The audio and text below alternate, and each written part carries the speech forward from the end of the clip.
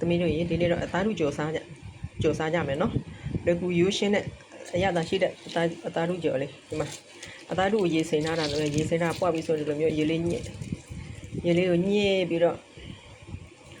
ပကံတစ်လုံးနဲ့ထည့်ထားရမယ်နော်ကဲရင်းညှစ်လိုက်တာဒီလိုအနေထားလေးဖြစ်သွားပြီဒီလိုအနေထားဖြစ်သွားရင်စားလေးထည့်မယ်နော်စားလေးဒီမှာစားမြောက်လက်ငံဝအောင်မယ်စားလေးထည့်မယ်ချုံမုတ်လေးထည့်မယ်ဒီမှာချုံမုတ်လေးတတ်လို့ဆိုတော့သူကအသားတတ်လို့ဆိုတော့ချုံမုတ်လေးထည့်ရတယ်ဒီမှာခမောက်နယ်လိုက်အရသာဝင်အောင်လို့လေလက်ကဆေးထားပြီးသားနော်လက်ကိုတန့်အောင်ဆေးထားပြီးသားမို့လက်အိတ်ကန်ရတာအာမရလို့လက်အိတ်နဲ့ဆိုရင်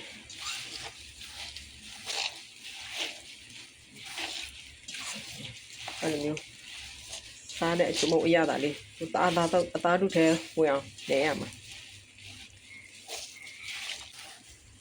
ဒီတော့ဗာထည့်မလဲဆိုတော့အသားတုကလေအရင်စီစုပ်တာဒါကြောင့်စီစားတာတက်တောင်လို့မှရွှေလိပ်ပြာမုတ်နဲ့ထည့်မယ်အကျော်မုတ်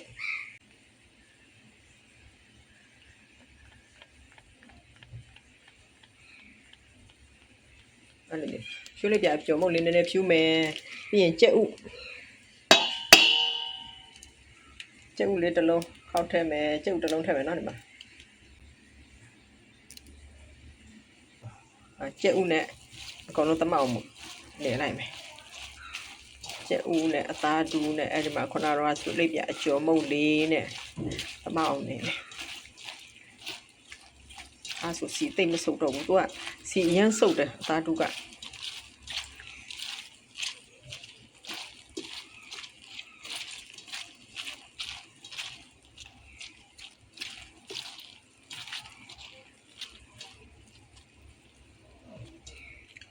ကြော်လို့ရပြီအဲ့ဒါ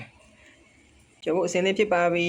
ခဏလေးကြော်ကြမယ်နော်ခဏလေးစောင့်တဲဦးလေးတဲရအောင်လက်အရင်ဆေးလိုက်အောင်တဲဦးလေးတဲလိုက်ပါပြီတဲဦးလေးပူလာရင်စီထည့်ပါမယ်စီကမြင်းများထည့်ရ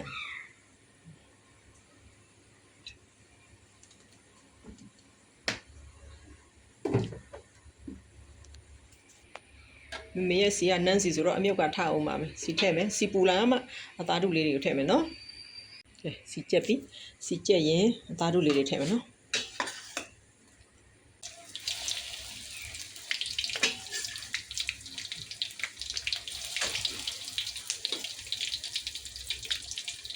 အသားတို့လေးတွေထည့်ပါမယ်ဒီမှာအောင်မယ်နော်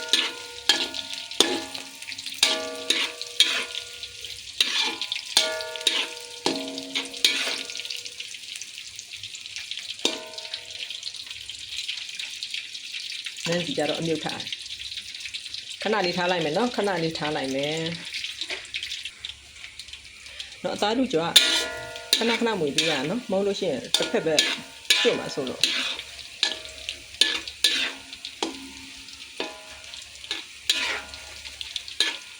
အပေါ်အောက်လန်တာပေါ့ဒါပေမဲ့သူကလုံးလေးပဲဆိုတော့မွေလိုက်ရပါလေပေါ်အောက်ဟိုနေမှာမြင်းလေးနဲ့မီးနည်းနည်းလျှော့ထားလိုက်ဒီမှာမီးကနည်းနည်းလျှော့ဝင်လာလိုက်တာဒီအနေထားရောက်လာပြီဒီအနေထားဆိုအဲ့ဒါဆယ်လို့ရပြီကဲဆယ်လိုက်မယ်နော်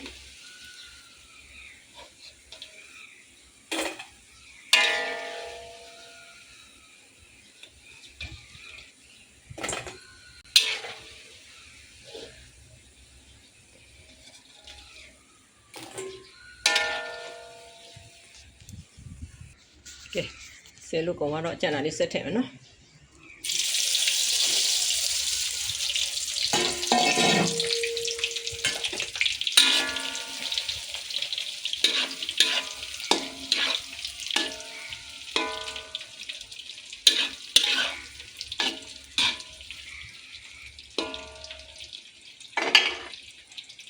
ဒီလေးနဲ့ပြန်နေလိုက်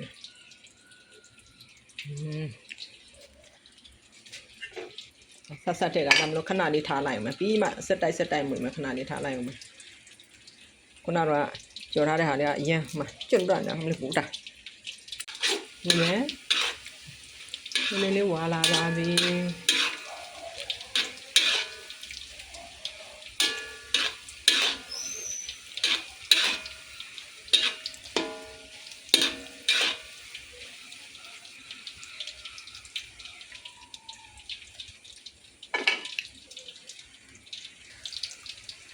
လာလိုက်တာလေးတွေခါဖြစ်လာအဲ့တော့ဝါလာပြီမြင်းလေးနဲ့ဒီလေးကြော်ရတယ်မီးအရင်ပြင်းလို့ရှိရင်လည်းသူကမကျွတ်ပဲနဲ့တူပါအောင်မြင်းလေးနဲ့မီးလျှော့ပေးရတယ်ကြော်ရတာတော့နည်းနည်းလေးတော့ကြာလေးကြော်ရတာပေါ့ဒါပေမဲ့လို့အရင်စားလို့ကောင်းတယ်ဟုတ်တယ်လားဝင်လာပြီခဏလေးတော့စက်ကြော်ရအောင်မဒီတာနည်းနည်းအတွင်းဘက်မှာပြုတ်သေးတယ်အပြင်ဘက်ကကျွတ်ပြီးတော့အတွင်းဘက်ကပြုတ်သေးတယ်နောက်ဆက်ပြီးတော့ကြော်ရအောင်မယ်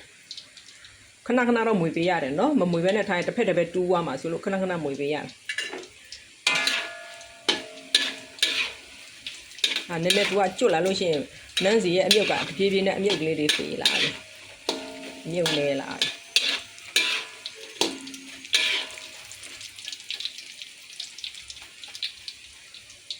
မွေးနေတာပဲမေတို့ကြော်တာဒီအနေထားရိုက်လို့ရှိရင်မှရာလीနော်မှမီးပိတ်လိုက်လို့ရပြီမီးပိတ်ပြီးဒါလေးတွေကိုဆယ်လိုက်တော့မယ်နော်ကဲဆယ်မယ်